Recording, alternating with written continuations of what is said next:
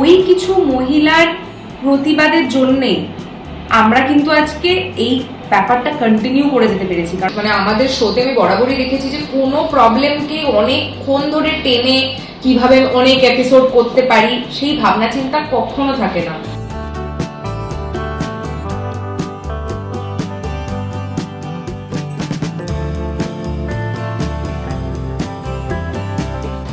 গল্পে এখন কিছুদিন আগেই আমরা দেখেছি যে রামকান্ত খুবই মিস্টিরিয়াস ভাবে সে নিখোঁজ হয়েছে। আমি খবর পেয়েছি যে যুদ্ধক্ষেত্রে সে মারা গেছে এবং আমি ভীষণ ভেঙে পড়েছে বাড়ির সবাই। কিন্তু তারপর রাজরানী হিসেবে ঘোষিত করা হয় ভবানীকে। তো ভবানী এখন সভা করে, ভবানী এখন প্রজাদের দেখভাল নাটোরের সুরক্ষার দায়িত্ব এখন ভবানীর ওপর। সে কারণে ভবানী এখন ভীষণ ব্যস্ত। ভবানী মা হতে চলেছে, ভবানীর এখন অনেক দায়িত্ব, নিজেকে সামনে রাখার দায়িত্ব। আর ভবানীর পিছনে সারাক্ষণ কোনো না কোনো ষড়যন্ত্র হয়েই চলেছে, যেটার ফাঁস ভবানী সারাক্ষণ করে চলেছে। এটাই চলছে গল্পে। এখন এই সময়টা আমরা যে এপিসোডগুলো শুট করছি সেই এপিসোডগুলো দর্শকের খুব, ইনফ্যাক্ট আমরা দেখছি যে ভিউজ কমেন্টস ভীষণ ভালো আসছে কয়েকটা দিন ধরে। ভালো, কিন্তু এই সময়টা মানে যখন এই ট্রানজিশনটা হচ্ছে তখন দর্শক ভীষণ ভালোভাবে অ্যাকসেপ্ট করছে পুরো ব্যাপারটা। ইনফ্যাক্ট সত্যি আমাদের ভীষণ ধরে রাখার মতন কয়েকটা এপিসোডস গেছে এর মধ্যে, মানে যেখানে 1 মিনিটও চোখ সরালে কিছু না কিছু মিস হয়ে যাচ্ছে, যেটা সাধারণত হয় না। মানে খুব লম্বা টানা হয় কোনো ইনসিডেন্টকে, কিন্তু ভীষণ কুইক। মানে আমাদের শোতে আমি বরাবরই দেখেছি যে কোনো প্রবলেমকে অনেকক্ষণ ধরে টেনে কিভাবে অনেক এপিসোড করতে পারি সেই ভাবনা চিন্তা কখনো থাকে না আমাদের শোতে অন্তত। যে মানে প্রবলেম আসছে সলভ হচ্ছে, প্রবলেম আসছে সলভ হচ্ছে। কারণ ওনার সত্যি ওনার জীবনই অনেক বড়, আর উনি অনেক কিছু করে গেছেন সমাজে, মহিলাদের জন্য, নিজের প্রজার জন্য, বিধবাদের জন্য অনেক কিছু করে গেছেন। ওনার মানে ওনার অবদান সমাজে ওই সময় দাঁড়িয়ে একজন নারীর কত অবদান, এবং একজন নারী ওরকম মানে পুরুষ শাসিত এক সমাজে যেভাবে বুক চিতিয়ে গলা ফাটিয়ে যেভাবে মহিলাদের অধিকারের জন্য যিনি লড়ে গেছেন, সত্যি আমি বলবো যে ওই রংটা ভবানীর আরো বেরিয়ে আসছে যেন। কারণ এখন ভবানী মানে রীতিমতন একজন রাজ্য চালাচ্ছে। তো সে কারণে ওর ওই প্রতিবাদের বরাবরই একটা প্রতিবাদ করার অভ্যাস ভবানীর আছে। অন্যায় দেখলে তার বিরুদ্ধে সে মুখে দাঁড়াবে। কিন্তু এখন যেহেতু ওই মানে তার ওই ইচ্ছে, তার ওই আগুনের সাথে যখন এই দায়িত্বটাও এসে যুক্ত হয়েছে, আমার মনে হয় আরো যেন মানে প্রতিফলিত করতে পারছে পুরো ব্যাপারটা।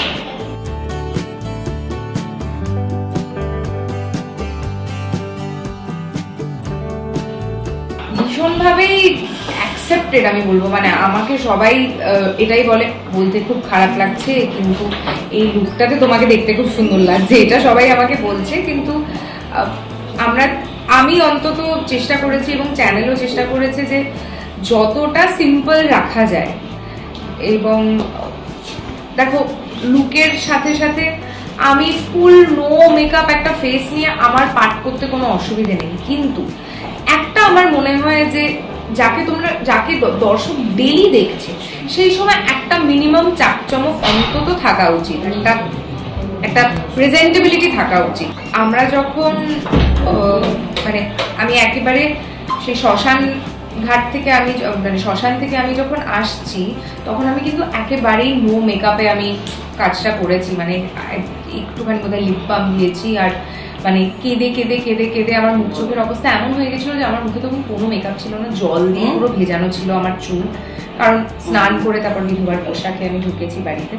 তো আমার কোনো অসুবিধা নেই ওভাবে করতে। কিন্তু তাছাড়া তোমরা আমাকে এবারে ক্যামেরা লাইট মানে সেটের লাইটের বাইরেই দেখছো, তো এটা যেটা দেখছো এই বেয়ার মিনিমামটুকু না করলে ক্যামেরায় ওই একটা প্রত্যেকটা ক্যারেক্টারের তো একটা সৌন্দর্য থাকে, ওই সৌন্দর্যটা ফুটিয়ে তোলার জন্য আমার মনে হয় এইটুকু সাজ দরকার।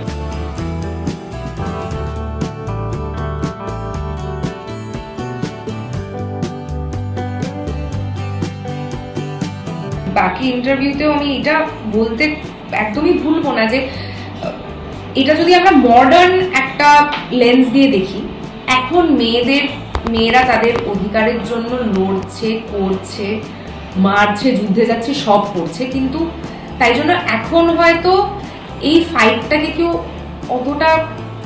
অতটা এক্সট্রাঅর্ডিনারি বলে মনে করে না, মনে করে যে ঠিক আছে মানে we are asking for our rights, এটা হতে পারে। কিন্তু সেই সময় ওই সময়টাকে যদি আমরা কল্পনা করি, মানে তখন সিরিয়ালটা যারা দেখছেন তারাও জানেন, যারা পড়াশোনা করেছেন তারাও জানেন, এবং আমরা গল্প কথাতেও শুনে এসেছি যে মহিলাদের কি দুরবস্থা ছিল সেই সময়টা। মানে মানুষ বলে হয়তো গণ্যই করা হতো না তাদের।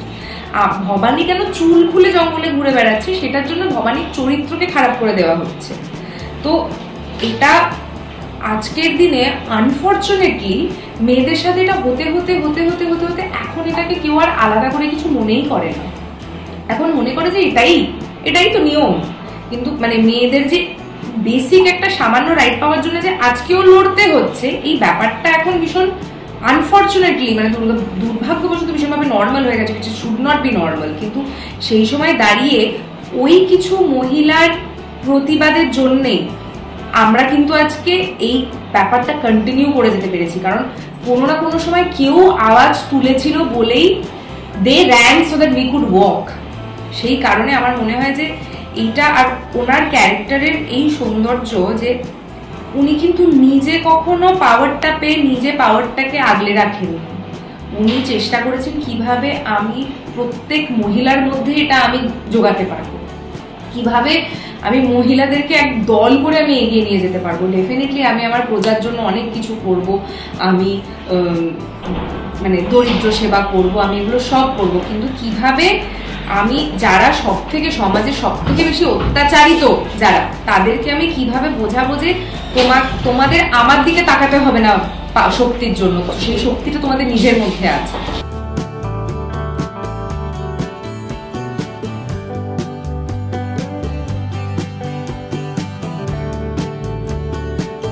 মা তো দেখেনি, আমার মা দেখেন, বাবাও দেখেন, তো 8:30 থেকে 9টাতেই দেখেন। আমার মা বাবা কিন্তু পরে কোনো স্ট্রিমিং প্ল্যাটফর্মে গিয়ে দেখেন না, তারা টিভিতেই দেখেন। এবং আমি ঠিক তার একটু পরেই আমি ফিরে আসি, 9:30টায় মোস্টলি আমাদের প্যাক আপ হয়, তার একটু পরেই আমি ফিরে আসি এবং ডিনার করতে করতে ওইটুকুই আমার সময় আমার ফ্যামিলির সাথে এখন।